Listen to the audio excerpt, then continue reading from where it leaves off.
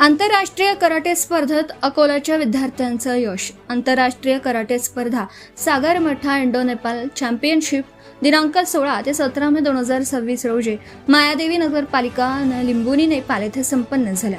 या आंतरराष्ट्रीय कराटे स्पर्धेत परतूरचे विजय विद्यार्थी Ekant Kumar Santosh Rathod gold medal, Soham Santosh Jadhav gold medal, Mehul Ravindra Thakur gold medal, Bhumika Umesh Sanap gold medal, Samiksha Jitendra Zine gold medal, Sachi Mangesh Nagapure gold medal, चंचल वासुदेव दत्ते गोल्ड मेडल यावरील सर्व विद्यार्थ्यांनी आपापल्या गटामध्ये नेपाळ, भूतान, श्रीलंका अशा मोठ्या देशांवर मात करून भारतासाठी गोल्ड मेडलची कमाई केली आहे.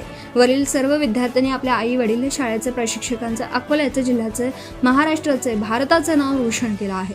Maharana taekwondo academy Akola district Akola यामध्ये प्रवेश घेऊन या विद्यार्थ्यांनी चिकाटीने मेहनत करून भारतासाठी गोल्ड मेडल मिळवलं आहे. या विद्यार्थ्यांना मार्गदर्शक मुख्य कराटे प्रशिक्षक संतोष सखाराम जाधव, चंचल वासुदेव दाते, आर्यन धनराज वानखेडे यांचं मार्गदर्शन लाभलं. या यशाबद्दल सर्व स्तरातून या विद्यार्थ्यांचं अभिनंदन होत आहे.